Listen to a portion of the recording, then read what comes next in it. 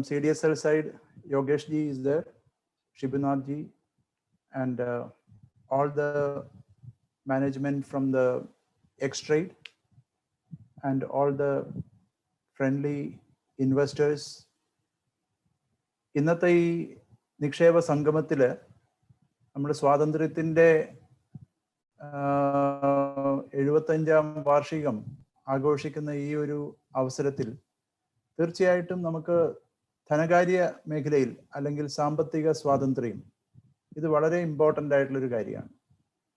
അപ്പം ഇത് നമ്മൾ ചിന്തിക്കുന്ന സമയത്ത് വളരെയധികം വ്യാപ്തിയുള്ള ഒരു വിഷയമാണ് നമ്മളിന്ന് സംസാരിക്കുന്നത്.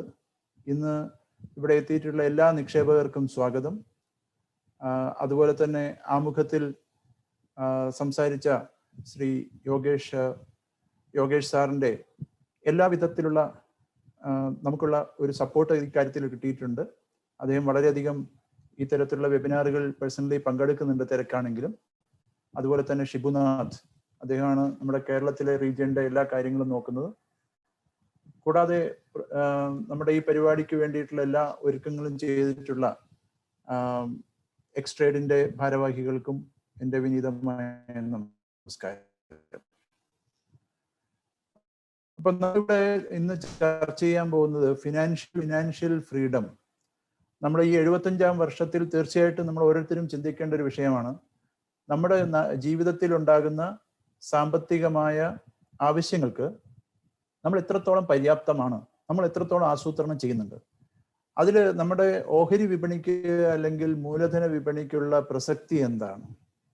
ഈ കാര്യങ്ങളെ കുറിച്ചാണ് കൂടുതലായിട്ട് ഇന്ന് സംസാരിക്കാൻ ഉദ്ദേശിക്കുന്നത്. അപ്പൊ എനിക്ക് തന്നിട്ടുള്ള ഒരു സമയത്തിൽ 2 ഭാഗങ്ങളായിട്ടാണ് ഇന്നത്തെ ഈ പ്രസന്റേഷൻ ഉദ്ദേശിക്കുന്നത്.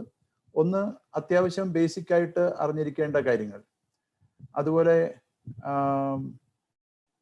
നമുക്ക്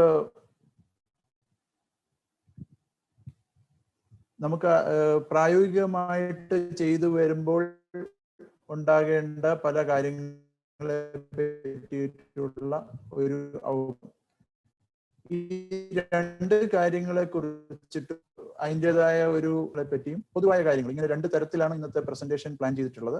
അപ്പോൾ ഞാൻ പ്രസന്റേഷനിലേക്ക് കടക്കുകയാണ്.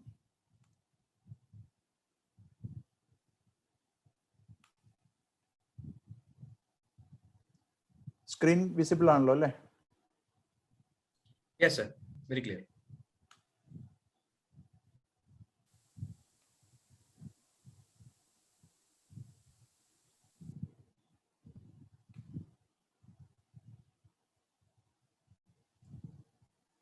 ഇന്നത്തെ ഈ പരിപാടിയിൽ നമ്മൾ CDSLന്റെ കുറച്ച് സേവനങ്ങളെ കുറിച്ച് വിശദീകരിക്കുന്നുണ്ടാവും.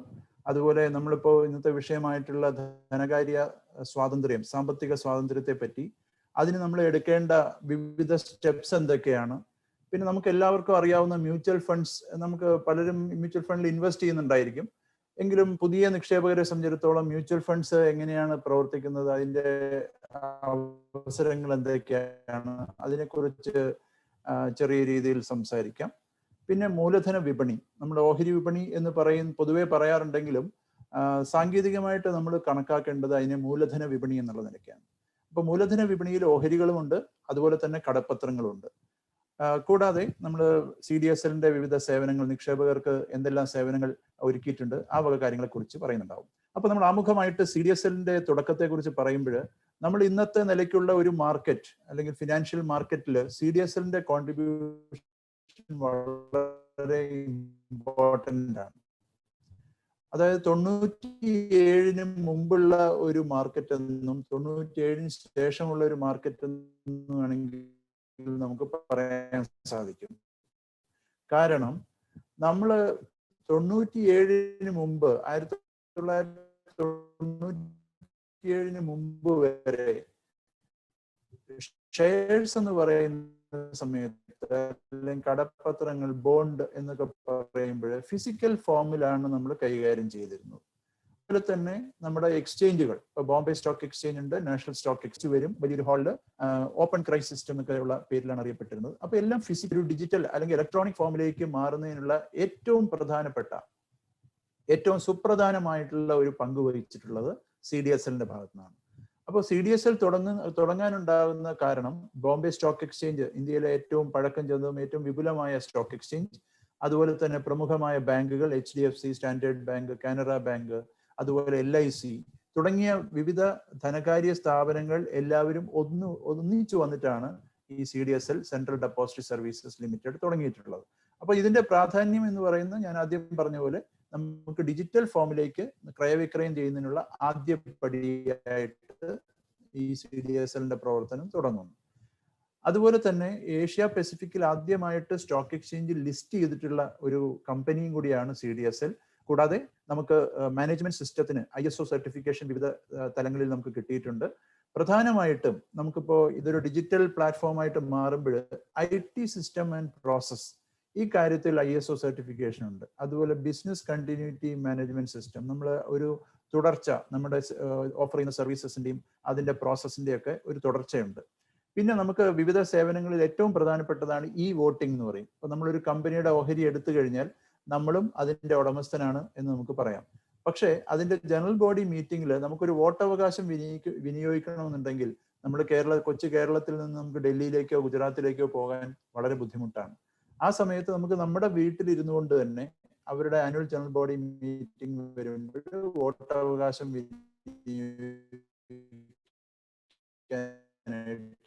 വോട്ടിംഗ് സിസ്റ്റം, അതിനും നമുക്ക് ISO സർട്ടിഫിക്കറ്റ്.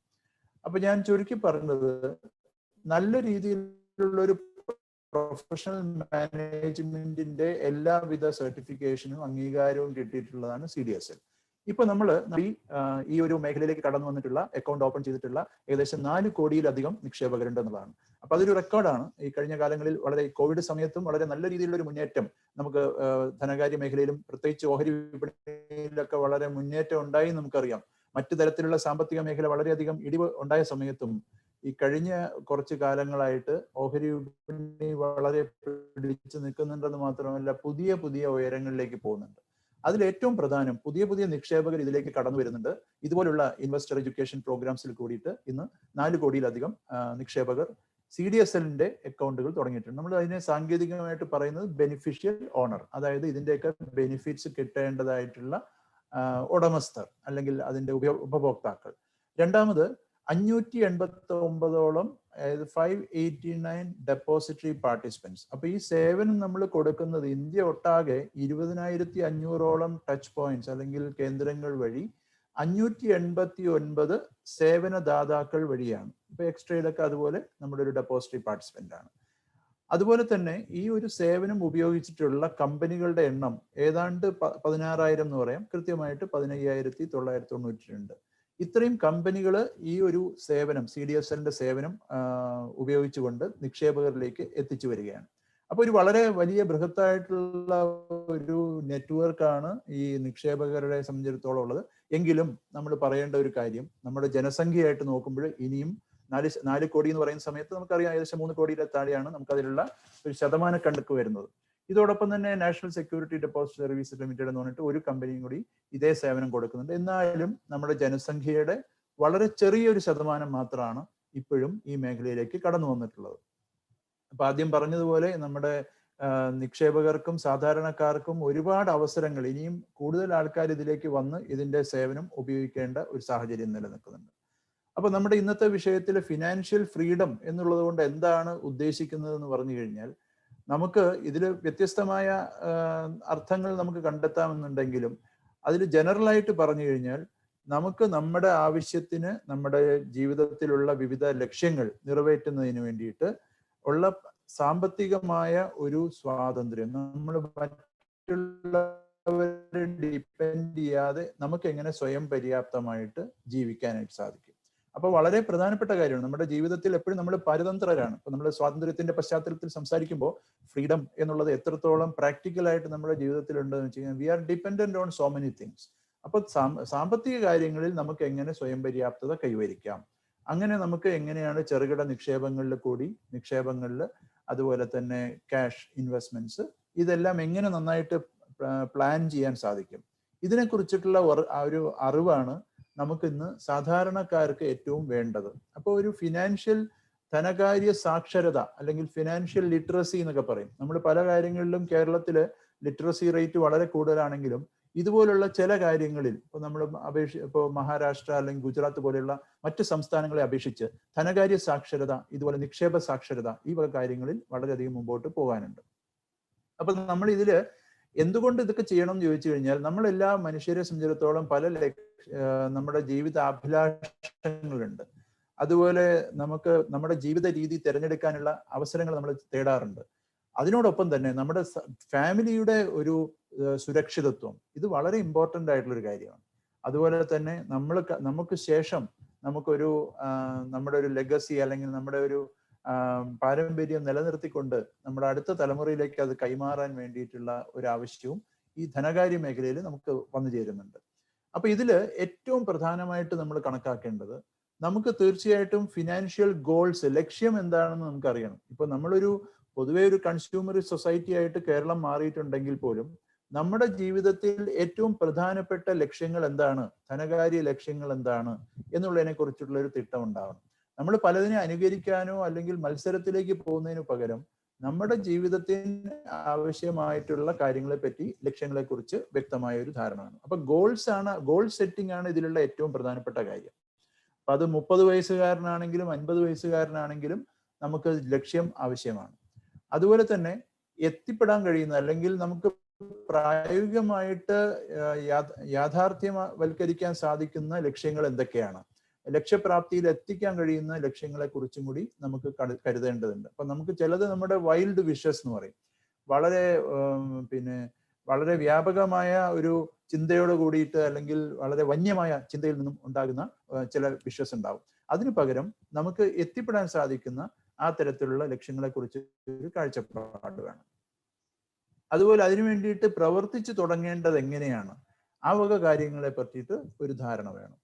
പിന്നെ ഏറ്റവും പ്രധാനപ്പെട്ടത് എന്ന് പറയുന്നത്, നമ്മുടെ കുടുംബത്തെ അതിനു വേണ്ടിയിട്ട് തയ്യാറാക്കുകയും അതിനു വേണ്ടിയിട്ടുള്ള ഈ കാര്യങ്ങളെ കുറിച്ച് കുടുംബാംഗങ്ങളും കൂടി അതിൽ ഒരു ധാരണ വേണം.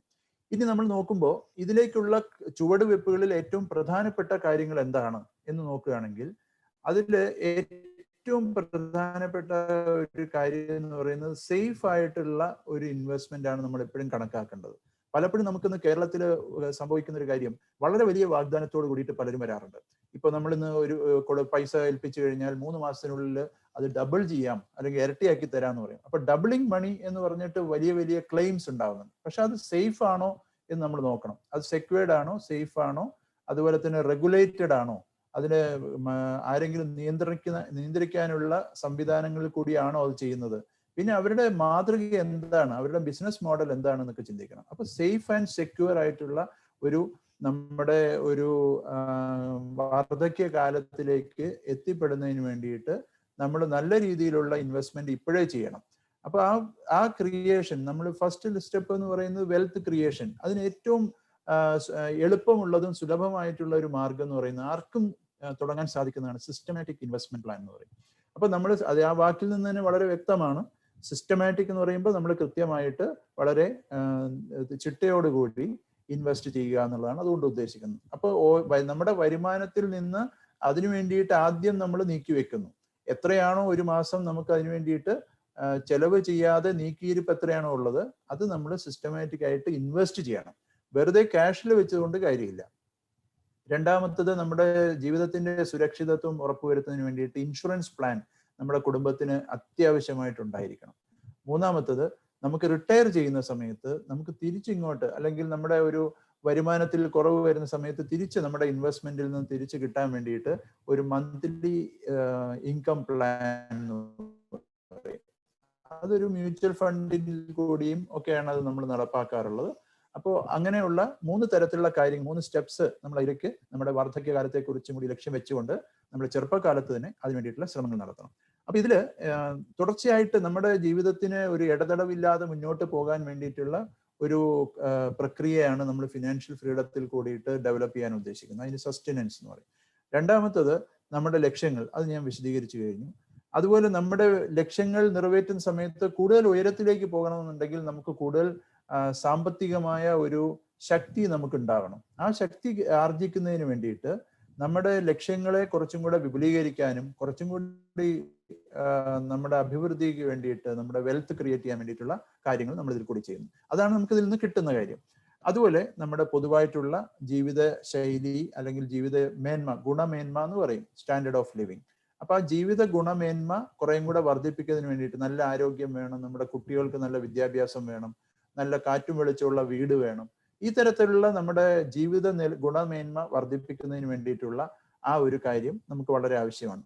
അപ്പൊ അത് നമ്മുടെ ജീവിതത്തിൽ ഓരോ പടിപടിയായിട്ട് നമ്മുടെ ആവശ്യങ്ങൾ മാറുകയും ചെയ്യും. അപ്പൊ നമ്മളൊരു 30 വയസ്സുകാരനാണ് ഒരു ജോലിയിലേക്ക് കയറുന്ന സമയത്ത് ജോലി കിട്ടുന്നു അല്ലെങ്കിൽ വരുമാനം ഉണ്ടാവുന്നു, ആ ചെറുപ്പക്കാലത്തുള്ള കാര്യങ്ങളായിരിക്കും അതിലുള്ളത്. അവിടെ നിന്ന് നമ്മുടെ സാമൂഹ്യമായ കാഴ്ചപ്പാട് വലുതാവുന്ന സമയത്ത് അല്ലെങ്കിൽ നമ്മുടെ സമൂഹത്തിലുള്ള സ്ഥാനം വലുതാവുന്നതനുസരിച്ചിട്ടുള്ള ചില ആവശ്യങ്ങൾ വരും. അത് കഴിഞ്ഞാൽ നമുക്ക് നമ്മുടെ ഭാവിയിലേക്കുള്ള തയ്യാറെടുപ്പുകൾ. അപ്പൊ ഈ തരത്തില് പിന്നെ നമ്മുടെ ജീവിതത്തിലുള്ള ചില അഭിലാഷങ്ങൾ ഉണ്ടാവും. നമുക്ക് ജീവിതത്തിൽ ഇന്ന നിലവാരത്തിലേക്ക് എത്തണം, അല്ലെങ്കിൽ ഇന്ന കാര്യങ്ങൾ ചെയ്യണം എന്നൊക്കെയുള്ള ആഗ്രഹങ്ങൾ ഉണ്ടാവും. ആ ആഗ്രഹങ്ങൾ നിറവേറ്റുന്നതിനെയാണ് സെൽഫ് ആക്ച്വലൈസേഷൻ എന്ന് പറയുന്നത്. അതാണ് നമ്മുടെ ഏകദേശം ഒരു 60 വയസ്സിന് ഉള്ളിലൊക്കെ നമ്മൾ എത്തിപ്പെടേണ്ടത്. ഇത് എത്തിപ്പെടുന്നതിന് വേണ്ടിയിട്ടുള്ള തയ്യാറെടുപ്പുകളാണ് ഉള്ളത്. അപ്പൊ ഇതിൽ നമ്മൾ ആദ്യം പറഞ്ഞ സിസ്റ്റമാറ്റിക് ഇൻവെസ്റ്റ്മെന്റ് പ്ലാൻ ചെയ്യുന്ന സമയത്ത് നമ്മൾ 2 പേര്, ഇപ്പോൾ 30 വയസ്സുകാരനും 40 വയസ്സുകാരനും, രാം ആൻഡ് ശ്യാം എന്നുള്ള 2 എക്സാമ്പിൾ ആണിത്. ഇത് ഒരു കൃത്യമായിട്ടുള്ള ഒരു 2 പേരെന്ന് കരുതരുത്, ഒരു എക്സാമ്പിൾ നമുക്ക് മനസ്സിലാവാൻ വേണ്ടിയിട്ട്. അപ്പോൾ 30 വയസ്സിലും 40 വയസ്സിലും 2 പേര് ഈ കൃത്യമായിട്ടുള്ള സിസ്റ്റമാറ്റിക് ഇൻവെസ്റ്റ്മെന്റ് പ്ലാൻ മ്യൂച്വൽ ഫണ്ടുകൾ വഴി ചെയ്യുന്നു എന്ന് വിചാരിക്കുക. ചെറിയ ചെറിയ എമൗണ്ട് 5000 രൂപയുടെയോ അല്ലെങ്കിൽ 10000 രൂപയുടെയോ ഒക്കെ ആയിട്ട് അവർ ചെയ്യുന്നു, അല്ലെങ്കിൽ അതിൽ താഴെയുള്ളതും നമുക്ക് ചെയ്യാൻ സാധിക്കും. രണ്ടാമത്, ഈ 60 വയസ്സിലാണ് 2 പേരും റിട്ടയർ ചെയ്യുന്നതെന്ന് വിചാരിക്കുക. അപ്പോൾ മന്ത്ലി ഇൻവെസ്റ്റ്മെന്റ് പ്ലാൻ, ഒരാൾ 5000 നിക്ഷേപിക്കുന്നു റാം, രണ്ടാമത്തെ ആള് ശ്യാം. പക്ഷെ പ്രായത്തിന്റെ വ്യത്യാസമുണ്ട്, 2 പേരും തമ്മിൽ 10 വർഷത്തെ വ്യത്യാസമുണ്ട്. അപ്പോൾ ഈ ഇത്രയും കാലം നമ്മൾ നിക്ഷേപിക്കുന്ന സമയത്ത് റാം നിക്ഷേപിക്കുന്നത് 18 ലക്ഷം രൂപ നിക്ഷേപിക്കുന്നു. 2 പേരും നിക്ഷേപിക്കുന്ന തുക കറക്റ്റാണ്. അതായത് 40 വയസ്സുകാരൻ 7500 രൂപ വെച്ചിട്ട് നിക്ഷേപം നടത്തുന്നു, 30 വയസ്സുള്ള ആള് 5000 രൂപ വെച്ചിട്ട് നിക്ഷേപിക്കുന്നു. അങ്ങനെ 18 ലക്ഷം നിക്ഷേപിക്കുന്ന സമയത്ത് നമുക്ക് ഇതിലൊരു റേറ്റ് ഓഫ് റിട്ടേൺ, 2 പേരുടെയും നിക്ഷേപത്തിൽ 15% റിട്ടേൺസ് ആണ് കിട്ടിയത് എന്ന് കരുതുക. അങ്ങനെ കിട്ടുന്ന സമയത്ത് നമുക്ക് അതിൽ നിന്ന് ഒരു 30 വർഷത്തെ കാലയളവിൽ രാം നിക്ഷേപിക്കുന്നു, 20 വർഷത്തെ കാലയളവിൽ ശ്യാമും നിക്ഷേപിക്കുന്നു. അപ്പൊ ഇവരുടെ ഈ നിക്ഷേപം 18 ലക്ഷം നിക്ഷേപിക്കുന്ന സമയത്ത് 15% റിട്ടേൺസ് പ്രതിവർഷം കിട്ടുമെന്നുണ്ടെങ്കിൽ രാമിന് ലഭ്യമാകുന്ന ആ ഒരു കോർപ്പസ് അല്ലെങ്കിൽ ആ തുക അവസാനം 60 വയസ്സിൽ 3.5 കോടി രൂപയാണ്. അതേസമയം ശ്യാമിന് 1,10,00,000 രൂപയെ കിട്ടുന്നുള്ളൂ. അപ്പൊ അതാണ് ഇതിന്റെ ഏറ്റവും പ്രധാനപ്പെട്ട ഒരു കാര്യം. അതിന്റെ ഒരു കാരണം എന്ന് പറയുന്നത് കോമ്പൗണ്ടിങ് റിട്ടേൺസ് എന്ന് പറയും. അത് കുറച്ച് സാങ്കേതികമാണ്, എങ്കിലും നമ്മൾ മനസ്സിലാക്കേണ്ടത്, നമ്മൾ നേരത്തെ തുടങ്ങുന്ന സമയത്ത് നമ്മുടെ കാലയളവ് കൂടുതൽ ഉണ്ടാകുമ്പോൾ നമുക്ക് കൂടുതലായിട്ട് സിസ്റ്റമാറ്റിക് ഇൻവെസ്റ്റ്മെന്റ് പ്ലാനിൽ നിന്ന് കിട്ടാനുള്ള സാധ്യതയുണ്ട്. അപ്പൊ ഈ ഒരു എക്സാമ്പിളിൽ നിന്ന് തന്നെ ഏതാണ്ട് 2.5 കോടിയുടെ വ്യത്യാസം 2 പേരിലും ഉണ്ടാകുന്നു. അപ്പൊ start yearly and start systematic investment plan എന്നുള്ളതാണ് ഇതിൽ നിന്നുള്ള ഒരു മെസ്സേജ്. ഇത് നമ്മുടെ തുടക്കം, ആർക്കും തുടങ്ങാൻ സാധിക്കുന്ന 5000 രൂപയോ 7500 രൂപയോ അല്ലെങ്കിൽ അതിൽ താഴെയോ ഒക്കെ വെച്ചിട്ട് നമുക്ക് തുടങ്ങാൻ സാധിക്കും. അപ്പൊ നമ്മൾ ദീർഘകാലത്തേക്ക് നിക്ഷേപിക്കുന്ന സമയത്ത് നമുക്ക് വാർദ്ധക്യകാലത്ത് വളരെയധികം സാമ്പത്തികമായിട്ടുള്ള ഒരു ആസ്തി ഉണ്ടാകുന്നു. ഇതിനോടൊപ്പം തന്നെ ഇതിൽ മനസ്സിലാക്കേണ്ട ഒരു കാര്യം, ഇത് വേറെ ആരെങ്കിലും ചെയ്തു തരേണ്ട ഒരു കാര്യമാണ് എന്ന് നമ്മൾ കരുതരുത്. നമ്മൾ തന്നെ നമ്മുടെ ലക്ഷ്യങ്ങളെ കുറിച്ച് മനസ്സിലാക്കുക, നമ്മുടെ ബാക്ക്ഗ്രൗണ്ട് മനസ്സിലാക്കുക, നമ്മുടെ കമ്മിറ്റ്മെന്റ്സ് എന്താണ്, അതുപോലെ തന്നെ നമ്മുടെ ഇൻകം എന്താണ്, അതുപോലെ നമ്മുടെ വീട്ടിലുള്ള സാഹചര്യങ്ങൾ എന്താണ്, എത്ര കാലത്തേക്ക് നമുക്ക് ഇൻവെസ്റ്റ് ചെയ്യാൻ കഴിയും, ഈ തരത്തിലുള്ള ഒരു പ്ലാൻ ഉണ്ടാക്കേണ്ടതും അതിന്റെ ലക്ഷ്യങ്ങളെ പറ്റി നമ്മൾ നിശ്ചയിക്കേണ്ടതും ഒക്കെ നമ്മുടെ തന്നെ ഒരു തീരുമാനത്തിന്റെ അടിസ്ഥാനത്തിലായിരിക്കണം. ഇത് നമുക്ക് വിദഗ്ധരോട് ചോദിച്ചിട്ട് ചെയ്യാമെന്നുണ്ടെങ്കിൽ പോലും ഇത് നമ്മുടെ ഒരു ബാധ്യതയാണ്, ഉത്തരവാദിത്തമാണെന്ന് നമ്മൾ കരുതേണ്ടിയിരിക്കുന്നു. അടുത്തത്, നമുക്ക് ഇതില് നമ്മുടെ ഇപ്പോൾ വളരെ വലിയൊരു പ്രതിസന്ധിയിൽ കൂടിയാണ് പോകുന്നത്. ഇപ്പൊ കോവിഡിന്റെ പശ്ചാത്തലത്തിൽ നമുക്ക് വരുമാനം കുറഞ്ഞു, വളരെയധികം പ്രതിസന്ധികളിൽ കൂടി കടന്നു പോകുന്നു, ആരോഗ്യ പ്രശ്നങ്ങൾ, ഹോസ്പിറ്റലൈസേഷൻ ചാർജസ്, ഇങ്ങനെയൊക്കെ വരുന്ന സമയത്ത് നമ്മൾ മറ്റുള്ളവരെ ആശ്രയിക്കാതെ നമുക്ക് ഈ വക കാര്യങ്ങൾക്ക് വേണ്ടിയിട്ടുള്ള പണം നമ്മുടെ കയ്യിൽ ഉണ്ടാകണം. അപ്പൊ അതിനുവേണ്ടി ഇത് ഇപ്പൊ കോവിഡ് സമയത്ത് വന്നു, ഇനി ഒരു 5 വർഷം കഴിഞ്ഞാലോ 10 വർഷം കഴിഞ്ഞാലോ ഒക്കെ ഇതുപോലുള്ള അവസ്ഥകൾ വീണ്ടും വരാം. അപ്പൊ അങ്ങനെയൊക്കെ വരുന്ന സമയത്ത് നമുക്ക് ആരോഗ്യപരമായ കാര്യങ്ങൾ, നമ്മുടെ ജീവിതത്തിന്റെ ചെറിയ ചെറിയ ലക്ഷ്യങ്ങൾ, ഇപ്പം കുട്ടികളുടെ പഠിപ്പ് അല്ലെങ്കിൽ വിവാഹം, ഇങ്ങനെയൊക്കെയുള്ള കാര്യങ്ങളൊക്കെ വരുന്ന സമയത്ത് മറ്റുള്ള ആൾക്കാരെ അല്ലെങ്കിൽ പരാശ്രയം കൂടാതെ നമുക്ക് എങ്ങനെ സ്വാശ്രയത്തോട് കൂടിയിട്ട് ഇതിനെ ചെയ്യാൻ സാധിക്കും.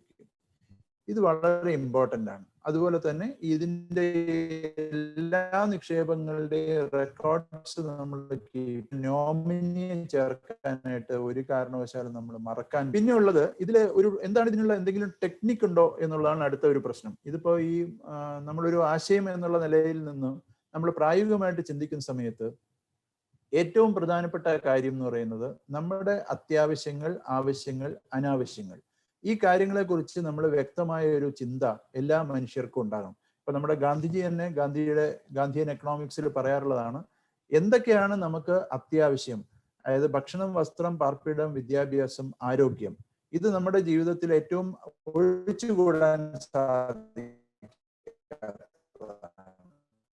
അതോടൊപ്പം തന്നെ നമ്മുടെ സാമൂഹ്യമായ ആവശ്യങ്ങൾ വേണ്ടി വരും.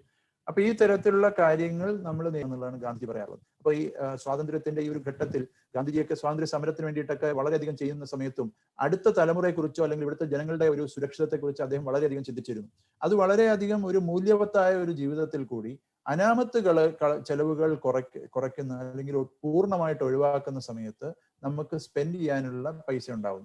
അതുപോലെ ചെലവ് ചുരുക്കുക, അതുപോലെ തന്നെ ദീർഘകാലത്തേക്ക് ഇപ്പൊ നമ്മൾ വരുമാനം ഇല്ലാത്ത ഒരു കാലഘട്ടം നമുക്ക് എല്ലാവർക്കും ഉണ്ടാവും. ഇപ്പോഴത്തെ ഒരു സ്ഥിതി അനുസരിച്ച് 85-90 വയസ്സ് വരെയൊക്കെ നമ്മൾ ജീവിക്കാനുള്ള ഒരു കാലഘട്ടമുണ്ട്. 85 to 90 years ഒക്കെ നമ്മുടെ ലോങ്വിറ്റി ഓഫ് ലൈഫ് ഉണ്ട്. അപ്പോ പണ്ട് കാലത്ത് 60 വയസ്സെന്ന് പറഞ്ഞു കഴിഞ്ഞാൽ ഷഷ്ടിപൂർത്തിയായി, വയസ്സനായി, വൃദ്ധനായി എന്ന് പറയും. പക്ഷേ 60 വയസ്സിന് ശേഷവും നമ്മൾ 30 വർഷക്കാലം ജീവിക്കേണ്ട ഒരു കാലഘട്ടത്തിൽ കൂടിയാണ് നമ്മൾ കടന്നു പോകുന്നത്.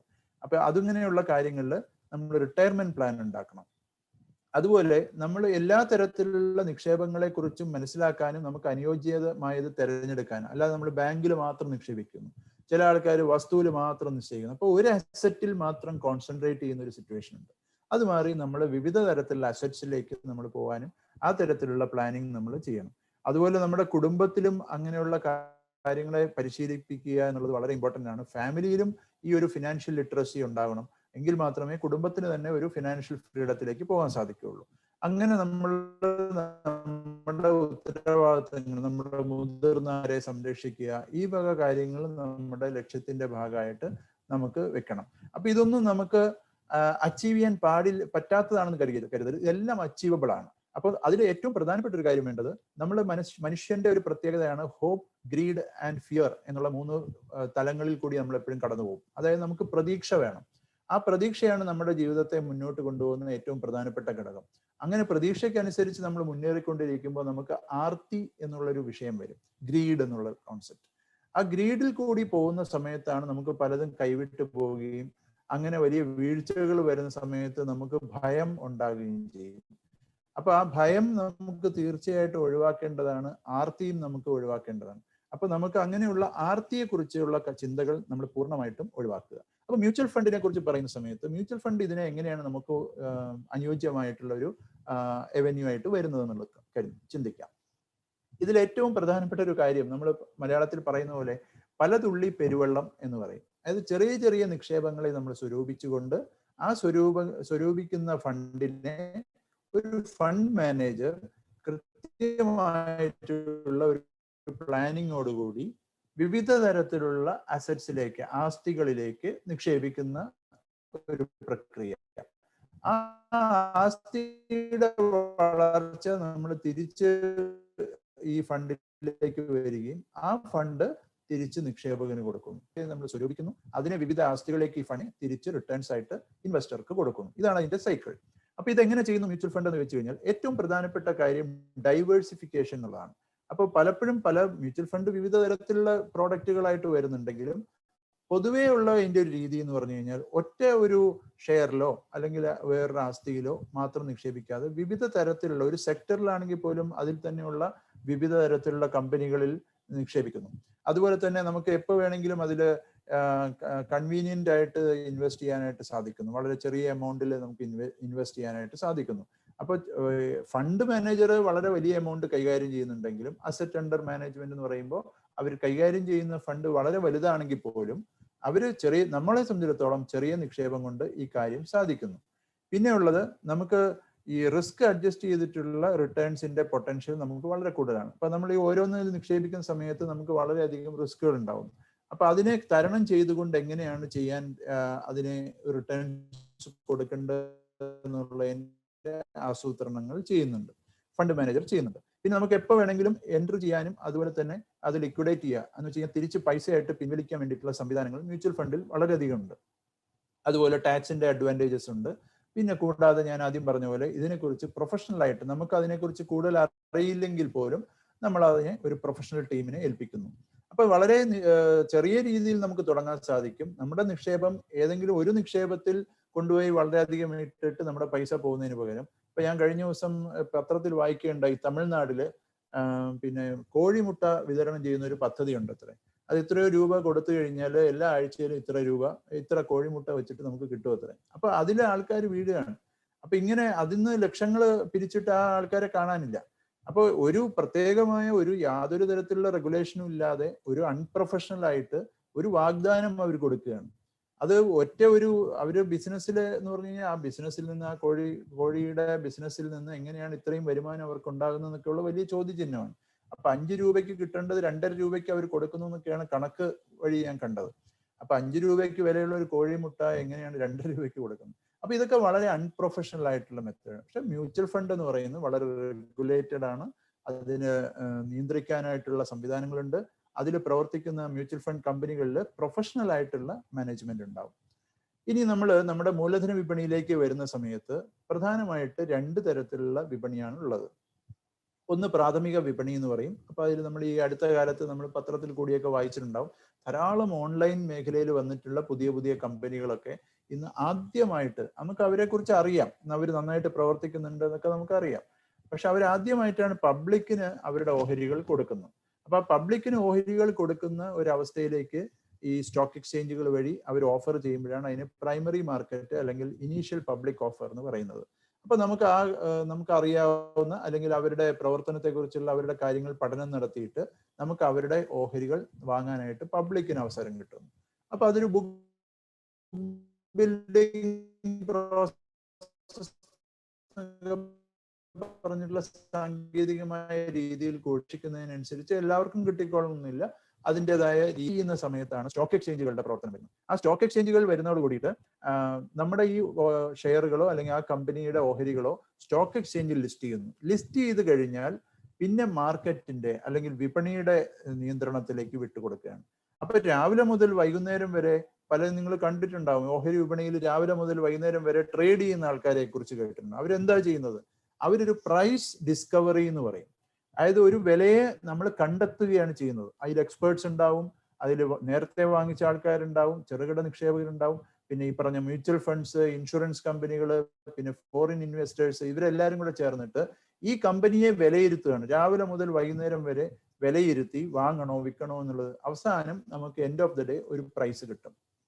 ആ ക്ലോസിംഗ് പ്രൈസ് എന്ന് പറയുന്നത് അന്നത്തെ വിപണി നിശ്ചയിക്കുന്ന ഒരു വിലയാണ് ആ കമ്പനിയുടെ ഓഹരിക്ക്. അപ്പൊ നമുക്ക് അതിൽ നിന്ന് ഗെയിൻസ് ഉണ്ടാവാൻ സാധ്യതയുണ്ട്, അതൊക്കെ വേറെ കാര്യം. അപ്പോൾ അങ്ങനെ വിപണിക്ക് വിട്ടുകൊടുത്തുകൊണ്ട് വിപണിയാണ് അതിന്റെ വിലയെ നിശ്ചയിക്കുന്നത്. അപ്പൊ രാവിലെ മുതൽ വൈകുന്നേരം വരെ വിപണിയിൽ എന്ത് നടക്കുന്നു സെക്കൻഡറി മാർക്കറ്റിൽ എന്ന് ചോദിച്ചു കഴിഞ്ഞാൽ പ്രൈസ് ഡിസ്കവറി എന്ന് പറയും. ആ പ്രൈസ് ഡിസ്കവറിയാണ് യഥാർത്ഥത്തിൽ നടന്നുകൊണ്ടിരിക്കുന്നത്.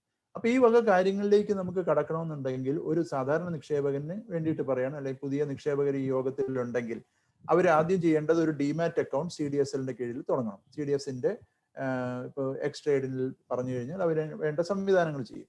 അപ്പോൾ ഒരു ഡിമാറ്റ് അക്കൗണ്ട് എന്ന് പറയുമ്പോൾ നമ്മൾ വാങ്ങുന്ന ഓഹരികൾ ഡിജിറ്റൽ ഫോമിൽ സൂക്ഷിച്ചു വെക്കാനുള്ളതാണ്, അല്ലെങ്കിൽ ക്രയവിക്രയം ചെയ്യാനാണ്.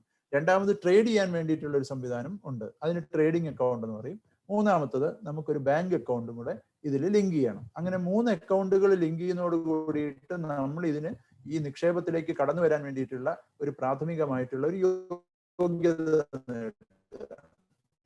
അപ്പൊ അതിൽ നമ്മുടെ പ്രൂഫ് ഓഫ് ഐഡന്റിറ്റിയും അതുപോലെ അഡ്രസ് പ്രൂഫും നമുക്ക് ഇതിൽ കൊടുത്തു കഴിഞ്ഞാൽ ട്രേഡിംഗ് അക്കൗണ്ട്, ഡിമാറ്റ് അക്കൗണ്ടും ക്ലയന്റ് എന്നുള്ള ഒരു ഫോം ഫില്ലപ്പ് ചെയ്ത് കൊടുക്കണം. അപ്പൊ വ്യക്തികൾക്ക് തുടങ്ങാൻ സാധിക്കും, ഹിന്ദു അൺഡിവൈഡഡ് ഫാമിലിക്ക് തുടങ്ങാം, അതുപോലെ തന്നെ മൈനർ പ്രായപൂർത്തിയാവാത്ത കുട്ടികൾക്ക് വേണ്ടിയിട്ട് സീനിയർ ആയിട്ടുള്ള അവരുടെ പാരന്റ്സിന്, ഗാർഡിയന് തുടങ്ങാൻ സാധിക്കും. കുട്ടികളുടെ പഠിപ്പ് അതല്ലെങ്കിൽ വിവാഹം അങ്ങനെയുള്ള കാര്യങ്ങൾ ദീർഘവീക്ഷണത്തോട് കൂടിയിട്ട് അങ്ങനെ കുട്ടികളുടെ പേരിൽ നിക്ഷേപിക്കാൻ പറ്റും.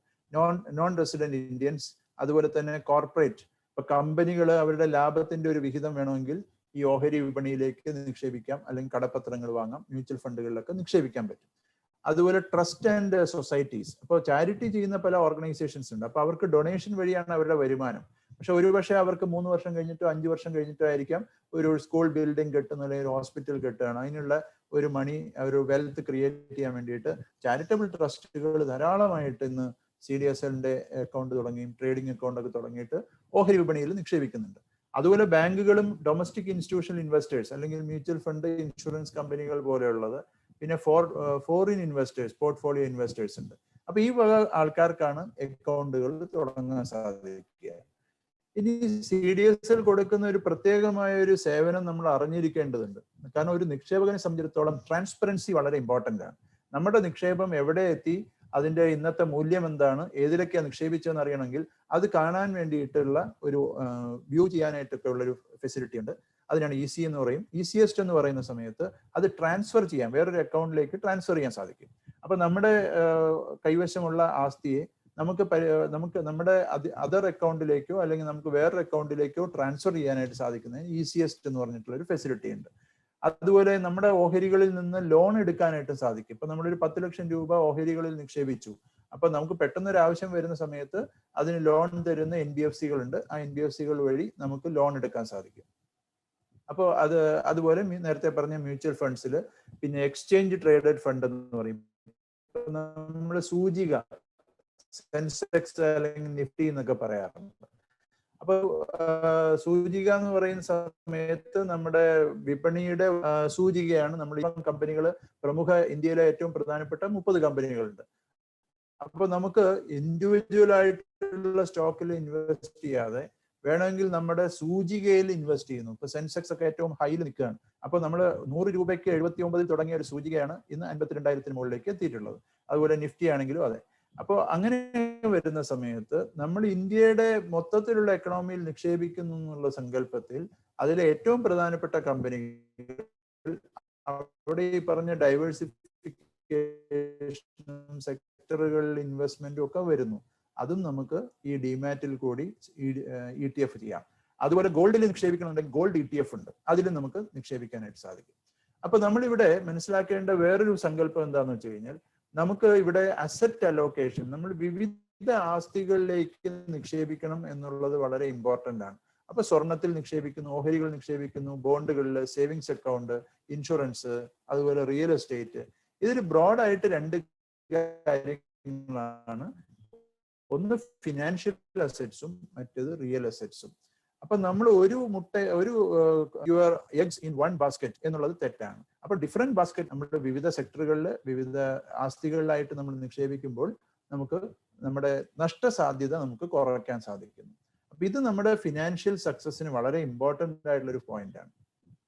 അതുപോലെ തന്നെ നമുക്ക് ചില കമ്പനികൾ ഓൾറെഡി ഓഹരികൾ എടുത്തു കഴിഞ്ഞാൽ ആ ഓഹരികൾ എടുത്ത നിക്ഷേപകർക്ക് വേണ്ടി അഡീഷണൽ ആയിട്ട് അവർ ചില സമയത്ത് ഓഹരികൾ കൊടുക്കാറുണ്ട്. അവർ പുതിയതായിട്ട് മൂലധനം സ്വരൂപിക്കുന്ന സമയത്ത്. അപ്പൊ ക്യാപിറ്റൽ ഫോർമേഷനിൽ എക്സിസ്റ്റിംഗ് ഇൻവെസ്റ്റേഴ്സിന് ഒരു അഡ്വാൻറ്റേജ് കിട്ടും. അവര് ചില സമയത്ത് റൈറ്റ്സ് ഇഷ്യൂസ് കൊടുക്കാറുണ്ട്. അപ്പൊ അവർ ഒരു റെക്കോർഡ് ഡേറ്റ് എന്ന് പറഞ്ഞിട്ടൊരു തീയതി പറയും. ആ തീയതിക്കുള്ളിൽ നിക്ഷേപം ഹോൾഡ് ചെയ്യുന്ന നിക്ഷേപകരാണെന്നുണ്ടെങ്കിൽ നമുക്ക് അത് അപേക്ഷിക്കാനും അതിന്റെ ബോർഡ് ഓഫ് ഡയറക്ടേഴ്സ് ആണ് അത് അലോക്കേറ്റ് ചെയ്യേണ്ടത്. അപ്പൊ ഒരു പ്രയോറിറ്റി കിട്ടുമെന്നർത്ഥം. അപ്പൊ അങ്ങനെയൊക്കെയുള്ള വിവിധ അവസരങ്ങളും നമുക്ക് യൂസ് ചെയ്യാൻ സാധിക്കും. പിന്നെ അതുപോലെ തന്നെ നമ്മൾ ഫിസിക്കൽ ഫോമിൽ നിന്ന് ഇലക്ട്രോണിക് ഫോമിലേക്ക് മാറ്റുന്നതിന് ഡിമാറ്റ് എന്ന് പറയും, അല്ലെങ്കിൽ ഡിമാറ്റീരിയലൈസേഷൻ. തിരിച്ച് നമ്മൾ ഫിസിക്കൽ ഫോമിലേക്ക് കൺവേർട്ട് ചെയ്യുന്നതിന് റീമാറ്റ് എന്ന് പറയും. അതുപോലെ നമുക്ക് ഈ സെക്യൂരിറ്റീസ് വളണ്ടറി ആയിട്ട് വേറൊരു മെമ്പറിലേക്ക് ട്രാൻസ്ഫർ ചെയ്യാം, അതിനെക്കുറിച്ച് പറഞ്ഞു. അതുപോലെ ഒരാൾ മരിച്ചു പോകുന്ന സമയത്ത് നോമിനിയിലേക്ക് ബൈ ഓപ്പറേഷൻ ബൈ ലോ അത് നമുക്ക് കിട്ടാനുള്ള സാധ്യതയുണ്ട്. ഈ തരത്തിലൊക്കെയുള്ള സേവനങ്ങൾ കിട്ടുന്നു. അപ്പൊ ഞാൻ ഈ പറഞ്ഞ കാര്യങ്ങളിൽ ഏറ്റവും പ്രധാനം, ഞാൻ ഈ CCSനെ കുറിച്ചൊക്കെ പറഞ്ഞു കഴിഞ്ഞു, ഈ വോട്ടിങ്ങിനെ കുറിച്ച് പറഞ്ഞു. 2 കാര്യങ്ങൾ പറയാനുള്ളത്, നമ്മുടെ അക്കൗണ്ടിൽ എന്തെങ്കിലും ട്രാൻസാക്ഷൻസ് നടക്കുന്ന സമയത്ത് ബൈയോ സെല്ലോ അല്ലെങ്കിൽ ബോണസ് ഇങ്ങനത്തെ കാര്യങ്ങളൊക്കെ വരുന്ന സമയത്ത് നമ്മളെ SMS അലർട്ട് മുഖാന്തരം അറിയിക്കാനായിട്ടുള്ള ഒരു സേവനം CDSL തരുന്നുണ്ട്. അപ്പൊ ഒരു നിക്ഷേപകന് അവരുടെ സുതാര്യതയും അവർക്കുള്ള ഇൻഫർമേഷൻസും കൃത്യമായിട്ട് കിട്ടുന്നു. പിന്നെ ഒരു കൺസോളിഡേറ്റഡ് സ്റ്റേറ്റ്മെന്റും ഉണ്ടാവും. അപ്പോൾ ഇങ്ങനെ ഈ കാസ് എന്ന് പറയുന്ന കൺസോളിഡേറ്റഡ് സ്റ്റേറ്റ്മെന്റിൽ നമ്മൾ ഓഹരികളിലോ ബോണ്ടിലോ മ്യൂച്വൽ ഫണ്ടിലോ ഒക്കെ ഉള്ള എല്ലാ നിക്ഷേപവും ഒരിടത്ത് തന്നെ ഒരു സ്റ്റേറ്റ്മെന്റ് ആയിട്ട് കിട്ടുന്നു. ഇതിന് വേണ്ടത് CDSLന്റെ സൈറ്റിൽ കയറുക, നമ്മുടെ ബെനിഫിഷ്യൽ ഓണർ എന്നുള്ള അക്കൗണ്ട് നമ്പറിൽ വെച്ചിട്ട് നമ്മൾ അതിൽ രജിസ്റ്റർ ചെയ്താൽ മതി. ഇതിനൊന്നും പ്രത്യേകിച്ച് കാശൊന്നും കൊടുക്കേണ്ട ആവശ്യമില്ല. ഇത് CDSLന്റെ ഒരു സേവനമാണ്. അതുപോലെ തന്നെ നമുക്ക് എന്തെങ്കിലും ഇൻഫർമേഷൻസ് വേണമെന്നുണ്ടെങ്കിൽ നമുക്ക് ചാറ്റ് ചെയ്യാനും ഒക്കെ ആയിട്ട് ദിയ എന്നുള്ളൊരു ചാറ്റ് ബോക്സ് ഉണ്ട്. cdslIndia.com cdslIndia.comന്റെ സൈറ്റിൽ കയറി കഴിഞ്ഞാൽ നമ്മൾ ബെനിഫിഷ്യൽ ഓണർ എന്നുള്ള നമ്മുടെ CDSL അക്കൗണ്ട് നമ്പർ ഉപയോഗിച്ചുകൊണ്ട് ഇതെല്ലാം നമുക്ക് ചെയ്യാനായിട്ട് സാധിക്കും. രജിസ്റ്റർ ചെയ്ത് കഴിഞ്ഞാൽ പിന്നെ നമുക്ക് ഓട്ടോമാറ്റിക് ആയിട്ട് കയറാൻ സാധിക്കും. അതുപോലെ തന്നെ എന്തെങ്കിലും കംപ്ലൈൻസ് ഒക്കെ ഉണ്ടെങ്കിൽ നമുക്ക് കൊടുക്കാനായിട്ട്, ഗ്രീവൻസസ് ഒക്കെ ഉണ്ടെങ്കിൽ CDSLന്റെ ഓൺലൈൻ വഴി തന്നെ കൊടുക്കാനായിട്ട് സാധിക്കും. അപ്പൊ ഇതില് നമ്മൾ ചെയ്യേണ്ടത് ഈ വളരെ വിജിലന്റ് ആയിട്ട് നമ്മൾ ചെയ്യണം എന്നുള്ളതാണ്. നമ്മൾ നിക്ഷേപത്തിന് മുമ്പ് തന്നെ ഈ കാര്യങ്ങളെ കുറിച്ചൊക്കെ അറിഞ്ഞിരിക്കണം. അതുപോലെ തന്നെ മറ്റുള്ളവർ പറയുന്നത് മാത്രം കേട്ട് ചെയ്യാതെ നമ്മളും അതിനെക്കുറിച്ച് പഠിക്കാനായിട്ട് ചെയ്യുക. ഡോക്യുമെന്റ്സ് ഒക്കെ സൈൻ ചെയ്യുന്നതിന് മുമ്പ് അതെല്ലാം വായിക്കുക. അതുപോലെ തന്നെ ഡബിൾ ചെയ്യുക നമ്മുടെ പണം എന്നുള്ള ഒരു ഒറ്റമൂലിയുടെ അടിസ്ഥാനത്തിൽ നമ്മൾ എന്തെങ്കിലും ചെയ്യരുത്. അതിലടങ്ങിയിരിക്കുന്ന റിസ്ക്കും കൂടി നമ്മൾ മനസ്സിലാക്കേണ്ടത് വളരെ ആവശ്യമാണ്. അപ്പൊ ഇതാണ് ഈ നമ്മുടെ പ്രസന്റേഷന്റെ ആദ്യ ഭാഗം. അതിൽ ഞാൻ ഈ കുറച്ച് കാര്യങ്ങളും കൂടി ഇതിൽ അഡീഷണൽ ആയിട്ട് പറയണമെന്ന് ആവശ്യപ്പെട്ടത് കൊണ്ട് കുറച്ച് പോയിന്റ്സ് ഞാൻ പറയാം. അപ്പോൾ ഞാൻ ആദ്യം പറഞ്ഞതൊക്കെ ബേസിക് ആയിട്ട് നിങ്ങൾ എടുക്കുക. അതിൽ ഏറ്റവും പ്രധാനമായിട്ട് നമുക്ക് ഈ പറയുന്ന അവസരങ്ങളെ എങ്ങനെയാണ് നമ്മൾ ഉപയോഗപ്പെടുത്തേണ്ടതെന്ന് പറഞ്ഞു കഴിഞ്ഞാൽ, നമ്മൾ ഇംഗ്ലീഷിൽ ഒരു വാക്ക് പറയാറുണ്ട്, know the water before you venture. അപ്പൊ നമ്മൾ ഏതൊരു നിക്ഷേപം നടത്തുന്നതിന് മുമ്പും നമ്മൾ ആ നിക്ഷേപത്തെ പറ്റിയുള്ള ഒരു പ്രാഥമികമായ ഒരു പഠനം അറിയണം. നമ്മൾ എന്തിലൊക്കെയാണ് ഇപ്പൊ സ്വർണത്തിൽ നിക്ഷേപിക്കുക എന്നുള്ളത് എല്ലാവർക്കും ശീലമുള്ള ഒരു കാര്യമാണ്. പക്ഷെ സ്വർണത്തിന്റെയും എന്തൊക്കെയാണ് അതിന്റെ സൈക്ലിക്കൽ ചേഞ്ചസ് എന്താണ്, എന്തൊക്കെ ഫാക്ടേഴ്സ് ആണ് ഇതിനെ എഫക്ട് ചെയ്യുന്നത്, അപ്പൊ അങ്ങനെയുള്ള കാര്യങ്ങൾ നമ്മൾ അറിയണം. പിന്നെ അതിന്റെ ലിക്വിഡിറ്റി, ട്രാൻസ്പെറൻസി, ഈ വക കാര്യങ്ങൾ. പിന്നെ അതിന്റെ ഫണ്ടമെന്റൽ ആയിട്ടും ഒക്കെയുള്ള ഒരു സ്റ്റഡി നമ്മൾ നടത്തണം. അതായത് അടിസ്ഥാനപരമായിട്ട് അതിന്റെ ആരോഗ്യം എങ്ങനെയുണ്ട്, ആ ഒരു ആസ്തിയുടെയോ അല്ലെങ്കിൽ ഒരു ഷെയറിൽ ഇൻവെസ്റ്റ് ചെയ്യുകയാണെങ്കിൽ ആ കമ്പനിയുടെ പ്രവർത്തനം എങ്ങനെയൊക്കെ നടന്നു പോകുന്നു, ഈ വക കാര്യങ്ങളൊക്കെ ഉണ്ട്. അതുപോലെ അതിന്റെ പ്രൈസ് മൂവ്മെന്റിനെ സംബന്ധിച്ചിട്ടുള്ള കാര്യങ്ങൾ. ഇപ്പൊ നമ്മൾ പലപ്പോഴും എന്താന്ന് വെച്ച് കഴിഞ്ഞാൽ വളരെ വൈകി നമ്മൾ വരുന്ന സമയത്ത്, ഇപ്പോൾ നമ്മൾ ഓഹരി വിപണിയിൽ വലിയൊരു കയറ്റം കഴിഞ്ഞ് നിൽക്കുന്ന ഒരു സമയമാണ്. ഈ സമയത്ത് നമ്മളൊരു ഓഹരിയിൽ ഒരു വർഷത്തിന്റെ ഉള്ളിൽ തന്നെ ഒരുപക്ഷെ 50%, ചിലപ്പോൾ 100% വരെയൊക്കെ ഉയർന്ന ഓഹരികളുണ്ട്, അല്ല അതിന് മുകളിൽ ഉയർന്ന ഓഹരികൾ ഉണ്ടാവും. അപ്പോൾ വളരെ പീക്കിൽ നിൽക്കുന്ന സമയത്ത് അതിന്റെ പ്രൈസ് സ്റ്റഡി, അതിന്റെ ഫ്ലക്ച്വേഷൻസ് എന്താണ്, അതിന്റെ ആവറേജ് പ്രൈസ് എന്താണ്, ഇതിനെക്കുറിച്ചും കൂടിയൊക്കെ സ്റ്റഡി ചെയ്യേണ്ടതുണ്ട്. ഏത് സമയത്ത് നമുക്ക് നിക്ഷേപം നടത്താം, പക്ഷെ അതിന്റെ ഈ പറഞ്ഞ അടിസ്ഥാനപരമായിട്ടുള്ള അതിന്റെ സാമ്പത്തിക ആരോഗ്യസ്ഥിതിയെ കുറിച്ച് പഠിക്കണം, ആ കമ്പനിയുടെ പ്രവർത്തനം. അതിൽ പ്രധാനമായിട്ട് 5 കാര്യങ്ങൾ നമ്മൾ മനസ്സിലാക്കുക. അതിന്റെ ഉടമസ്ഥന്മാരെ കുറിച്ച് പഠിക്കുക, അവരുടെ ഇൻകം അല്ലെങ്കിൽ സെയിൽസ് എത്രയുണ്ട് എന്നുള്ളത് നമ്മൾ പഠിക്കണം. അതുപോലെ തന്നെ അവരുടെ കടബാധ്യതകൾ എത്രയുണ്ടെന്ന് നോക്കണം. പിന്നെ നമ്മുടെ ആ കമ്പനി പ്രോഫിറ്റിലാണോ ലോസിലാണോ നോക്കുക. ഈ വക കാര്യങ്ങളെ കുറിച്ച് നമുക്ക് ഒരു ചോദ്യങ്ങൾ ചോദിക്കേണ്ട ബാധ്യതയെങ്കിലും നമ്മൾ ചെയ്താൽ ഇന്ന് കൃത്യമായിട്ടുള്ള മറുപടി നമുക്ക് ബോംബെ സ്റ്റോക്ക് എക്സ്ചേഞ്ചിന്റെ സൈറ്റിലോ അല്ലെങ്കിൽ നമ്മൾ അതിനുള്ള എക്സ്പേർട്സിനോട് ചോദിച്ചു കഴിഞ്ഞാൽ നമുക്ക് കിട്ടാനുള്ള സാധ്യതയുണ്ട്. ഏറ്റവും പ്രധാനപ്പെട്ട ഒരു കാര്യം, നമുക്ക് അച്ചടക്കം ഉണ്ടാകണം. ഞാൻ ആദ്യം പറഞ്ഞു ഹോപ്പ്, ഗ്രീഡ് ആൻഡ് ഫിയർ എന്നുള്ളൊരു സൈക്കിളിനെ കുറിച്ച് പറഞ്ഞു. അതുപോലെ യാതൊരു ഗോളും ഇല്ലാതെ എവിടെയെങ്കിലുമൊക്കെ നിക്ഷേപിക്കുക എന്നുള്ള രീതിയിൽ പലരും പരക്കം പാഞ്ഞ് നിക്ഷേപം നടത്തുന്ന കാണാറുണ്ട്. പിന്നെ ആർത്തി എന്ന് പറയുന്ന ഒരു വളരെ നെഗറ്റീവായിട്ടുള്ളൊരു ബിഹേവിയർ നമ്മുടെ നിക്ഷേപകർക്ക് ഇടയ്ക്ക് വരാറുണ്ട്. അതേപോലെ തന്നെ ഭയപ്പെടാറുമുണ്ട്. ഇപ്പൊ കഴിഞ്ഞ ഒരു 2 വർഷത്തെ കാര്യം എടുക്കുകയാണെങ്കിൽ നല്ല ഓഹരികളിൽ നിക്ഷേപിച്ച പലരും ഈ കോവിഡ് വന്ന സമയത്ത് സാമ്പത്തികമായിട്ടുള്ള ഒരു ആഘാതം നമ്മുടെ സമ്പദ്ഘടനയിൽ ഉണ്ടായപ്പോൾ പകുതി വെച്ചിട്ട് ഇട്ട് ഓടിപ്പോയ ആൾക്കാരുണ്ട്. അല്ലെങ്കിൽ അവര് സിസ്റ്റമാറ്റിക് ഇൻവെസ്റ്റ്മെന്റ് പ്ലാൻ ചെയ്തുകൊണ്ടിരുന്നിരുന്ന ആൾക്കാരാണെങ്കിൽ ആ ഇൻവെസ്റ്റ്മെന്റ് പ്ലാൻ നിർത്തി. പക്ഷെ അതേസമയം ആ ഓഹരിയുടെ ഡൗൺ സൈക്കിളിൽ നിന്ന് കയറുന്ന സമയത്തൊക്കെ നിക്ഷേപം നടത്തിയിരുന്നെങ്കിൽ നല്ലൊരു വാല്യൂ ബൈ ആയിട്ട് എല്ലാ ഓഹരികൾ ഡിസ്കൗണ്ടിൽ കിട്ടുന്ന പോലെ ഇതേൽ പോയിട്ട് വാങ്ങുന്നതെന്ന് വെച്ചാൽ ആ സമയത്ത് ഡിസ്കൗണ്ട് കിട്ടാനുള്ള സാധ്യതയുണ്ട്. ആ ഡിസ്കൗണ്ട് കിട്ടുന്നത് എന്താണെന്ന് വെച്ചാൽ അവിടെ കൂടുതലായിട്ട് ഒരു നല്ല ബ്രാൻഡുള്ള നല്ല കമ്പനികളുടെ ഉൽപ്പന്നങ്ങൾ കൂടുതൽ സെയിൽസ് ഉണ്ടാവാൻ വേണ്ടിയിട്ട് കൊടുക്കുകയാണ്. അപ്പൊ നമുക്ക് എപ്പോഴും വില കുറഞ്ഞിരിക്കുമ്പോൾ വാങ്ങുകയും വില കൂടുമ്പോൾ വിൽക്കുമ്പോഴാണ് ഓഹരികളിലാണെങ്കിലും മറ്റേത് ആസ്തികളിലാണെങ്കിലും നമുക്ക് ലാഭം ഉണ്ടാകുന്നത്. ഫോർമുല ഫോർ പ്രോഫിറ്റ് എന്ന് പറയുന്നത് ബൈ ലോ സെൽ ഹൈ എന്നുള്ളതാണ്. പലപ്പോഴും നമ്മൾ പേടിച്ചിട്ട് നല്ല ഓഹരികളെ കുറിച്ച് പഠനം നടത്താത്തത് കൊണ്ട് വിപണി മൊത്തത്തിൽ താഴെ പോവുകയാണെന്നോ ഒക്കെയുള്ള സൂചനകൾ കേട്ടുകൊണ്ട് നമ്മൾ ചിലപ്പോൾ നല്ല അവസരങ്ങൾ നമ്മൾ നടത്താറില്ല. അതുപോലെ തന്നെ നമുക്ക് ഡിസിപ്ലിൻ ഇല്ലാത്തത് കൊണ്ടും പലപ്പോഴും അപകടങ്ങൾ സംഭവിക്കാറുണ്ട്.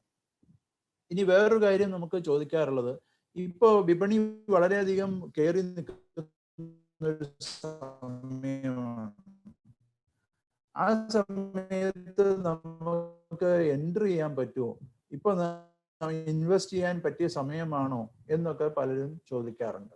അപ്പൊ അതിലെനിക്ക് തോന്നിയിട്ടുള്ളത്, നമുക്ക് ഒരിക്കലും ടൈം ചെയ്യാൻ പറ്റില്ല, അല്ലെങ്കിൽ ടൈം ഒന്നും വേണ്ട. നമ്മൾ റെഗുലർ ആയിട്ട് ഇൻവെസ്റ്റ് ചെയ്യുക. അത് വിപണിയുടെ ഏറ്റക്കുറച്ചിലുകൾ അതിന്റെ ഭാഗമാണെന്ന് മനസ്സിലാക്കി. എന്തുകൊണ്ടാണത്? അതൊരു മാർക്കറ്റിന്റെ ബിഹേവിയർ ആണ്. വിപണിയിലുള്ള പല ഫാക്ടേഴ്സുമാണ് അതിന് കാരണക്കാര്. പക്ഷെ നമ്മൾ നല്ല ഓഹരികൾ കണ്ടെത്തി കഴിഞ്ഞാൽ, ഞാൻ ആദ്യം പറഞ്ഞ പോലെ ഓഹരിയെ കുറിച്ച് പഠനം നടത്തി കഴിഞ്ഞ് നല്ലതാണെന്ന് നമുക്ക് മനസ്സിലായി കഴിഞ്ഞാൽ, അങ്ങനെ ടൈം ചെയ്യാതെ നമ്മൾ റെഗുലർ ആയിട്ട് സ്റ്റാർട്ട് ചെയ്യുക. ചില സമയത്ത് വിപണിയിൽ ഉണ്ടാകുന്ന താഴ്ചകൾ ഒരുപക്ഷെ നല്ല ഓഹരികളിലേക്ക് എൻട്രി ചെയ്യാനുള്ള അവസരം കൂടിയായിട്ട് മാറുന്നു. അപ്പൊ ഏത് സമയത്ത് വേണമെങ്കിലും നിങ്ങൾക്ക് എൻട്രി ചെയ്യാം. ഈ സമയത്തും നമുക്ക് എൻട്രി ചെയ്യാമെന്നർത്ഥം. കാഴ്ചപ്പാട് നമ്മൾ ഇനി അങ്ങോട്ടുള്ള 2 വർഷം, 3 വർഷം, 5 വർഷം, 10 വർഷം ദീർഘകാലത്തേക്കുള്ള കാഴ്ചപ്പാട് നമ്മൾ വെക്കാനായിട്ട് ശ്രദ്ധിക്കുക.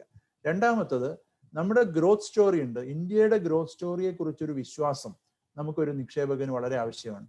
പലപ്പോഴും പറ്റുന്നതെന്ന് വെച്ചാൽ, നമ്മൾ നമ്മുടെ പല പരാധീനതകൾ കൂടി ജീവിക്കുന്ന സമയത്ത് പൊട്ടിപ്പൊളിഞ്ഞ റോഡുകളും, ഇപ്പൊ റോഡ് കുറച്ച് ഭേദമായെന്ന് വെക്കാം, ഓടകള് അല്ലെങ്കിൽ അസുഖങ്ങള്, കഷ്ടപ്പാട്, ഇതൊക്കെ കാണുന്ന സമയത്ത് നമുക്കൊരു ആത്മവിശ്വാസ കുറവ് വരും. പക്ഷെ വിദേശ നിക്ഷേപകരെ സംബന്ധിച്ചിടത്തോളം ഇന്ത്യ 10 വർഷം മുമ്പ് എങ്ങനെയാണ് ജീവിച്ചിരുന്നതെന്നും ഇപ്പൊ എങ്ങനെ ജീവിക്കുന്നുവെന്നും അടുത്ത 10 വർഷം കഴിഞ്ഞ് ഒരു ഈഗിൾസ് ഐ എന്ന് പറയും, വളരെ ഉയർന്ന അവസ്ഥയിൽ നിന്നുകൊണ്ട് നമ്മുടെ കഴിഞ്ഞ കാലത്തെ പറ്റിയും പാസ്റ്റ്, പ്രസന്റ് ആൻഡ് ഫ്യൂച്ചർ അവർക്ക് ജഡ്ജ് ചെയ്യാനായിട്ട് സാധിക്കുന്നു വിത്തൗട്ട് ഇമോഷൻസ്.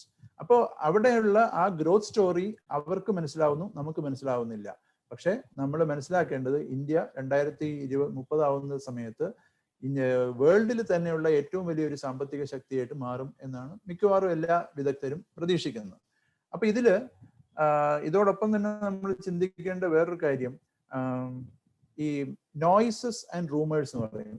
അനാവശ്യമായ ചില വാർത്തകളും അല്ലെങ്കിൽ അടിസ്ഥാനമില്ലാത്ത വാർത്തകളും അതുപോലെ തന്നെ പല കാര്യങ്ങൾ റൂമേഴ്സ് ആയിട്ടും പ്രചരിക്കാറുണ്ട്. ഈ വക കാര്യങ്ങളിൽ നിന്നൊക്കെ അകന്നു നിൽക്കുക. അതുപോലെ നമ്മൾ വെൽത്ത് ക്രിയേഷനും ആ വെൽത്തിനെ മാനേജ് ചെയ്യാനും വേണ്ടിയിട്ടുള്ള ഡിസിപ്ലിനും പ്ലാനിങ്ങും നമുക്ക് വളരെ അത്യാവശ്യമാണ്. അതുപോലെ നമ്മൾ എത്ര കാലത്തേക്കാണോ നിക്ഷേപിക്കുന്നത് അതിന്റെ ടൈം ആൻഡ് പ്രൈസ് ടാർഗറ്റ്സിനെ കുറിച്ച് നമുക്കൊരു ധാരണ വേണം. ഇപ്പൊ നമ്മൾ 1 വർഷത്തേക്ക് നിക്ഷേപിക്കുകയാണെങ്കിൽ, 1 വർഷത്തിന് മുകളിലേക്ക് നിക്ഷേപിക്കുകയാണെങ്കിൽ, അല്ലെങ്കിൽ പോട്ടെ ഒരു 6 മാസത്തേക്ക് നിക്ഷേപിക്കുകയാണെങ്കിൽ പോലും അതുവരെ കാത്തിരിക്കാനുള്ള ക്ഷമയും ആ ഓഹരിയെ കുറിച്ച് പഠനം നടത്തുകയും അത് നല്ല ഒരു അട്രാക്റ്റീവ് ആയിട്ടുള്ള ഒരു വിലയിലേക്ക് വരുന്ന സമയത്ത് വീണ്ടും ബൈ ചെയ്യാനുള്ള ഒരു സാഹചര്യം കൂടെ നമ്മൾ കരുതി വെക്കണം. അതുകൊണ്ട് നമ്മൾ ഒറ്റയടിക്ക് ഇൻവെസ്റ്റ് ചെയ്യാതെ ഇൻവെസ്റ്റ് സ്റ്റേജ് വൈസ് എന്ന് പറയും. ഇപ്പോൾ നമ്മളൊരു ഓഹരിയെ അല്ലെങ്കിൽ ഒരു ഷെയറിനെ ഐഡന്റിഫൈ ചെയ്ത് കഴിഞ്ഞാൽ അതിൽ ഒറ്റയടിക്ക് ഒരു എമൗണ്ട് മുഴുവൻ ഇടുന്നതിന് പകരം സ്റ്റേജ് വൈസ് ആയിട്ട് നമ്മൾ ഇൻവെസ്റ്റ് ചെയ്യുക. അതുപോലെ നമ്മുടെ ലക്ഷ്യങ്ങൾ എത്തുന്ന സമയത്ത് നമുക്കൊരു ആവശ്യത്തിനുള്ള പ്രോഫിറ്റ് കിട്ടിക്കഴിഞ്ഞാൽ പ്രോഫിറ്റ് ബുക്ക് ചെയ്യാനും മറക്കാതിരിക്കുക. അപ്പൊ ഈ തരത്തിലുള്ള കാര്യങ്ങൾ നമ്മൾ ചെയ്യുന്നതോട് കൂടിയിട്ട് നമ്മുടെ നിക്ഷേപകർക്ക് നല്ലൊരു നിക്ഷേപ അവസരം ഓഹരി വിപണിയിലുണ്ട്. ഇപ്പോഴും വളരെയധികം നല്ല രീതിയിൽ ഓഹരി വിപണി വളരെ റെഗുലേറ്റഡ് ആയിട്ടും ട്രാൻസ്പെറന്റ് ആയിട്ടും പെർഫെക്റ്റ് ആയിട്ടുള്ള ഒരു സിസ്റ്റത്തിൽ കൂടിയിട്ടാണ് അത് പോയിക്കൊണ്ടിരിക്കുന്നത്. അപ്പോൾ വലിയ ആക്ഷേപങ്ങളില്ലാതെ കടന്നു പോകുന്ന ഒരു വിപണിയുണ്ട്. ആ വിപണിയുടെ ഉപയോഗം നമ്മൾ എടുക്കുക, അതിനനുസരിച്ച് നമ്മുടെ ഫിനാൻഷ്യൽ പ്ലാനിങ് ചെയ്യുക എന്നുള്ളതാണ് ഏറ്റവും പ്രധാനപ്പെട്ട കാര്യം. അപ്പൊ ഇത്രയാണ് ഈ പ്രസന്റേഷൻ എന്നുള്ള നിലയ്ക്ക് പറയാനുള്ളത്. ഇനി നമുക്ക് അവസരം കിട്ടുമ്പോൾ എന്തെങ്കിലും ചോദ്യങ്ങൾ ഉണ്ടെങ്കിൽ ആ ചോദ്യങ്ങൾ നമുക്ക് ആ സമയത്ത് നിറവേറ്റാൻ സാധിക്കും. Thank you so much, Rajiv sir, for your wonderful presentation. This section was very informative. Thank you to CDSL for this great opportunity. ഞങ്ങൾ നിരവധി പോയിന്റുകൾ നോട്ട് ചെയ്തിട്ടുണ്ട്. തീർച്ചയായും ഞങ്ങളുടെ Q&A സെക്ഷനിൽ ഞങ്ങൾ ചോദിക്കുന്നതായിരിക്കും. So waiting for Q&A section. And നമ്മളിപ്പോൾ ഇതിന്റെ കൺക്ലൂഷനിലേക്ക് എത്തിയിരിക്കുകയാണ്. നമുക്കിപ്പോൾ എക്സൈഡ് ബ്രോക്കിംഗ് സർവീസസിന്റെ wealth management head mister Prasad Manuel നിങ്ങളോട് സംസാരിക്കുന്നതായിരിക്കും. Over to you, Mr. Prasad sir. Thank you, Ajit. Thank you, Rajiv sir. Thank you. Your presentation was wonderful. And I would like to thank all the participants who are there in this webinar meeting, who have taken your time. You have been so organized, and you are able to spend some time with us to learn more about this financial freedom. The reason for conducting such these meetings is to give an ordinary individual a better chances of learning these type of financial awarenesses. At this juncture, at this day and age, you can see a lot of demat accounts are getting opened. Everyone is opening demat account, and we can see a big surge in demat accounts getting opened. But are people really understanding what is inside the demat account, why they are opening, for what reason they need to open, and how they need to invest? All these things are lacking from the investor perspective. And I wanted to make very clear to you that this is not a marketing gimmick what we are doing right now. We wanted to join with CDSL to create awareness. We don't want to do any marketing for a company. We wanted to create awareness for the individual investor, the ordinary man who wanted to know more about markets, who wanted to know more about financial freedom, who wanted to know more about how should I be organized in my finance. Everyone is willing to earn more. Everyone wants to get jackpots, but how to manage your funds, how to make sure that you protect your funds properly, because one rupee saved is 1 rupee gained, is what Mahatma Gandhi has said. So these things are being kept in. It's an important question which has been going in our clients' mind and in the minds of individual investors. So what we planned is that we wanted to give a chance for all the ordinary individuals who can get this session for free, and that too with Rajiv sir, with this wealth of experience. He is able to share good points. I hope you would have noted down those things. And we wanted to add a little few points along with this financial freedom, especially when it comes to Xtrade broking services. We are a 26-year-old company. We are a sister concern of Unimoney Financial Services. They are into gold loan, foreign exchange, travel and tours, and we are a part of their wealth management team. And we organize such webinars to create awareness. That's the main agenda of this meeting. There is nothing else to gain from this. Okay, so when it comes to investments, there are two types of investment people are willing to do. One is DIY, they say, do it yourself. And other one is called as DIFY, which is called do it for yourself. What is do it yourself? Do it yourself is that, okay, I learn, I wanted to study, I wanted to know more about this stock market investments, I wanted to know more about mutual fund investments, and I wanted to study, and then I wanted to do an investment. Okay, that is do it yourself. That is a self-learning, self-doing process. Do it for yourself. I don't have time. I don't have enough time because I'm engaged in my works, but I wanted to rely upon an expert. So these are the major kind of investment methodology people are looking forward. Where Xtrade broking comes inside, Xtrade broking gives you this both options. That is, we make you to do it yourself. That is, do online trading on your own. You learn, we conduct such webinars. We wanted to teach you more about this, and we wanted to give you additional knowledge for you to do it yourself. If you're not able to do it yourself, what can we do? You can rely upon experts who are with us. We have our counselors and our relationship managers who are there with us. We'll be able to guide you. That is called as do it for yourself. Okay, so we are able to do that. We have our well-fledged mechanisms. We are in us, and we have online automated systems with us. So all these things will be helpful for you to take a better investment decisions. Okay, so this Xtrade broking services will be able to guide you, and we'll be able to take you better trading decisions, investment decisions. And we are not a company, a tips giving company. I wanted to repeat, I'm repeating in every webinar, we are not a tips giving company. We wanted to educate, we wanted to give knowledge to our clients, our knowledge to the persons who are coming towards us. So that is our main goal and objective. So with this, I would like to conclude. I want all of you to thanking all of you for this, attending this wonderful webinar. And I want to wish everyone a wonderful 75th Independence Day, and also a prosperous Onam for all of you. Thank you so much. If there is any questions, you can ask us. Rajesh sir will be happy to able to answer your questions. Thank you so much.